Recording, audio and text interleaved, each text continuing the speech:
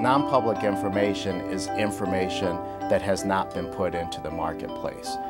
Material information is basically really important information that an investor would take into account in making an investment decision.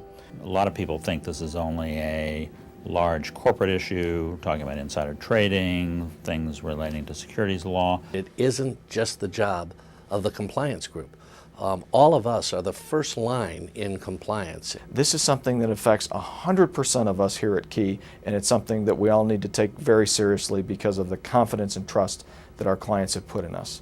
And I will tell you, there's not a job at Key that I can think of that doesn't have access to some level of confidential information or something that has been entrusted to us by a client, something we know about a coworker, something we know about Key.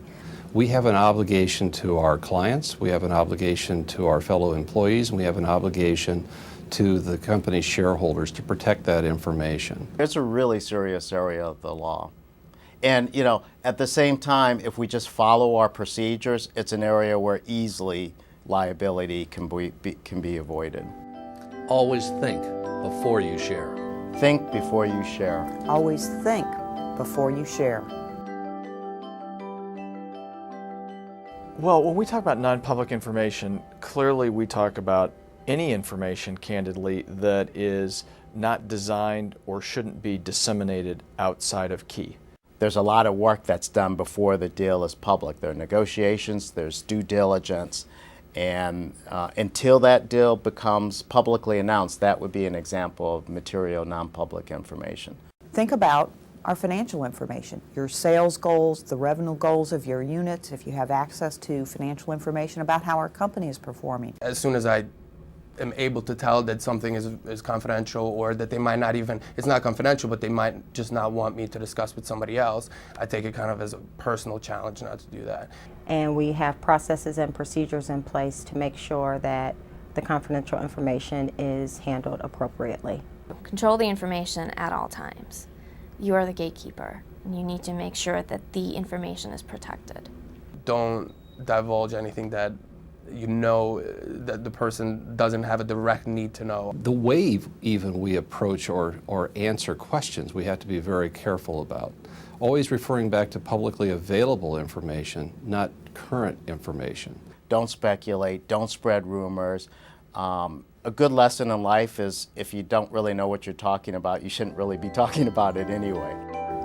Know what information to share. It's about the client's trust in us. It's about our clients' trust.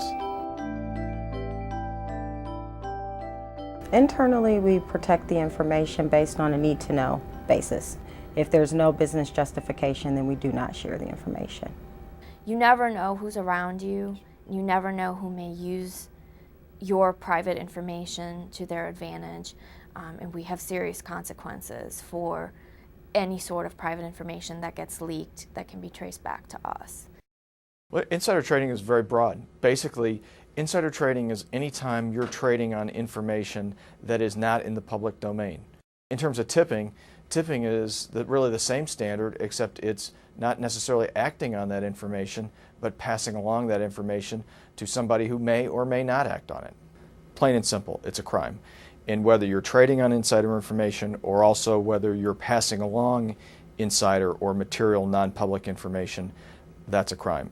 Certainly, it almost always will have an impact on the reputation of Key Bank, and reputation is one of the most important assets that we have. Know when to share information. It's about protecting us as well as our clients. Know when to share information. Well, trust is something that clients expect of a financial institution. I don't feel bad about not inviting folks that don't need to know, just because of the fact that they don't need to know. It's really none of their business. It is a risk to have somebody who's not involved in that process be privy to information. Collaboration and protecting information can coexist. You might have to be a little creative about how you go about it, but there's certainly ways to do it. Information is power, so sometimes people want to act like they know things and have that that degree of power, avoid the temptation.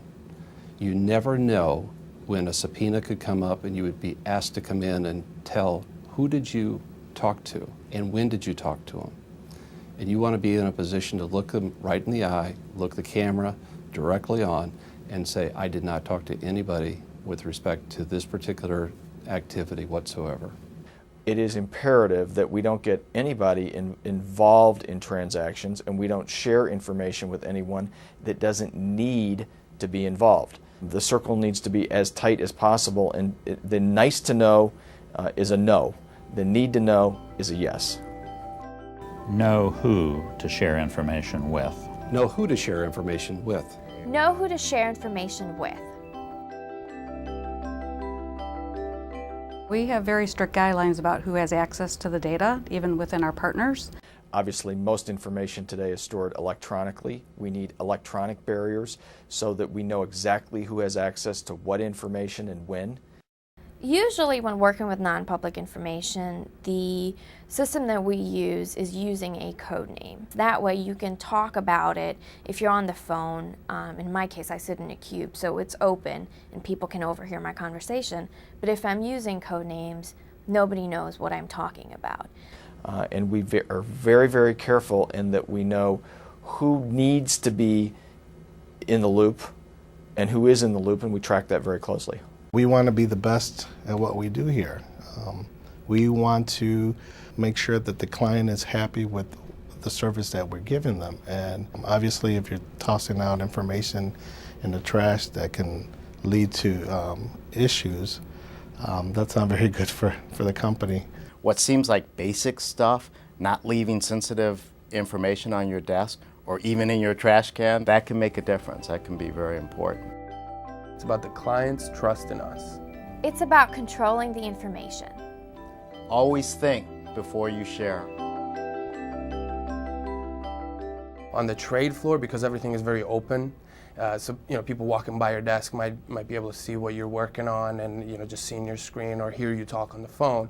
So that's just kind of knowing what's around you and what the outcome of the phone call that you're on, for example, will be. So you can always go to a conference room or kind of take yourself off the floor. Don't talk about material, non-public information in the elevator. Don't talk about it in the lobby. Don't talk about it in the lunchroom, in the cafeteria.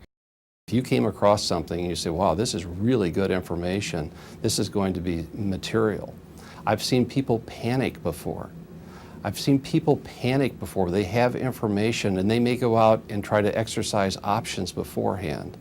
And that is a direct violation of federal laws. Those individuals were prosecuted and that they actually ended up serving time for those particular activities. It's pretty simple. It really is. A lot of it is common sense. It's the business we do every day. It's protecting our clients, it's protecting our coworkers, it's protecting our company. And I think it just is as simple as the common sense rule that this is our business and it's not something to be shared elsewhere is an easy way to think about non-public information. Be careful of where you share information. Think before you share. Always think before you share. It's about the trust of our clients. It's common sense.